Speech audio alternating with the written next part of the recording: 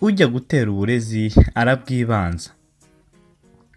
Uyu mugani abanyarwanda bawuca iyo babonye umuntu wagize amahirwe akabanza akayigwizaho mbere hanyuma akabona gusagurira abandi, nibwo bagira bati nibyo koko ujya gutera uburezi arabwibanza.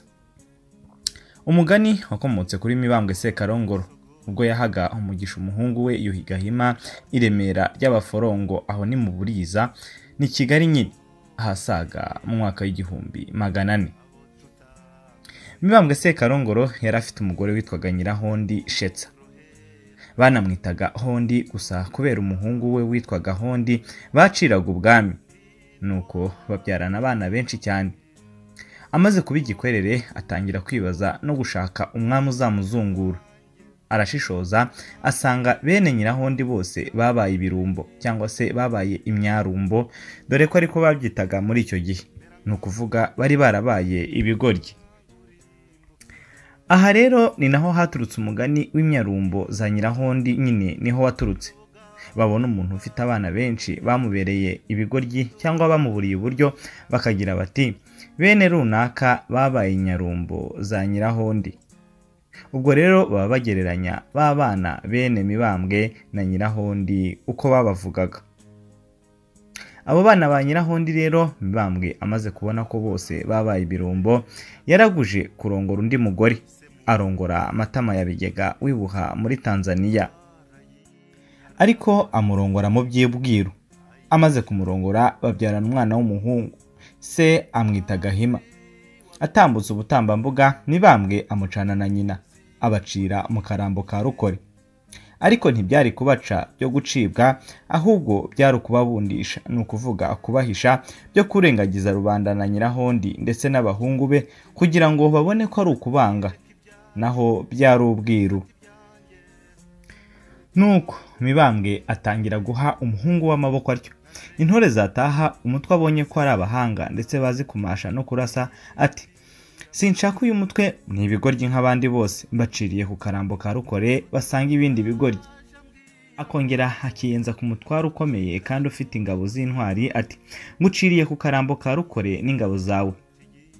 Uwo akajyayo akayoboka Matama n'umuhungu we. Agumya kubigenza atyo by'ubwiru, naho rubanda bagakeka ko ari uko bamuroze cyangwa afite ubundi burwayi. Amaze kubona ko umugore we n'umuhungu we bagwije amaboko, bene mukeba we ni ukuvuga abo kwa Nyirahondi batakimushoboye, ahamagaza Nyirahondi n'abiru, ariko bamaze kubazana bazana Matama n'umuhungu we, babajyana mu gikari babahisha mu kigega. Bene Nyirahondi bamaze guterana, Mibambwe abwira abira ati dore ndashaje, none ngaba abana banjye nintanga muzashakemo umwami. Abana na nyina bakura ubwatsi.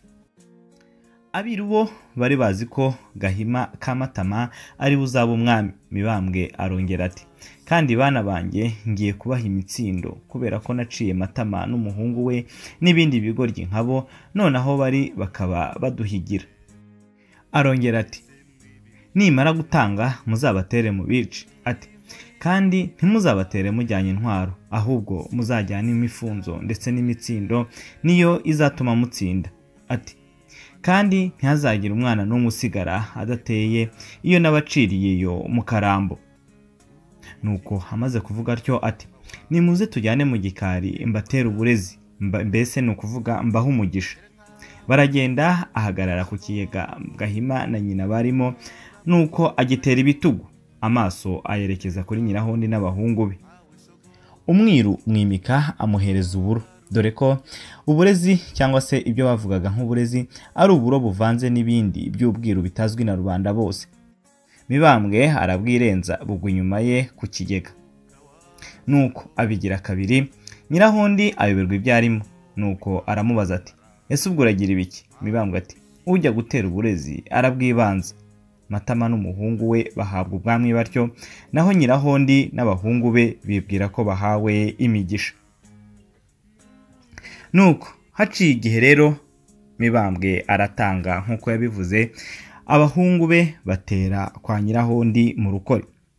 Bagezeyo basanga Matama ya Bigega n'umuhungu we bafite ingabo zikomeye nk'uko bari babibwiwe, batera nta ntwaro. Matama ya Bigega n'Abiru batsemba abahungu bo kwa Nyirahondi. Ngiyo rero inkomoko yo gutera uburezi yabaye gikwira muri rubanda.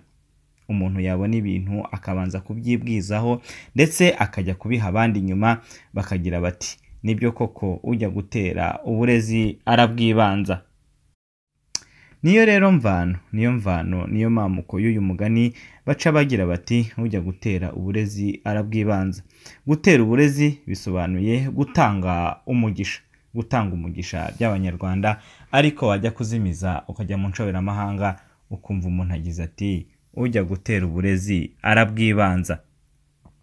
Naha rero ducumbikiye umugani wacu. Umugani w'uyu munsi twarebye umugani ugira uti ujya gutera uburezi arabwibanza. Ni umugani w'Abanyarwanda dukunda kuwukoresha ariko mu by'ukuri tutazi aho wakomotse. Niyo mpamvu rero twakoze uru rubuga kugira ngo dusobanukirwe. Tubibutse ko iyi migani tuyisoma mu gitabo cya Minisiteri y'Uburezi. Ni igitabo cyanditswe ahasaga mu mwaka w'1980. Igitabo kiduha ubumenyi, kiduha amateka y'igihugu cyacu. Niba uri mushya turagusaba gukanda kuri subscribe, ni ukwiyandikisha kugira ngo imigani yacu uyimenyere igihe utazayibwirwa n'undi uwo ari we wese. Mugira amahoro y'Imana y'u Rwanda rero, tuzasubire ubutaha.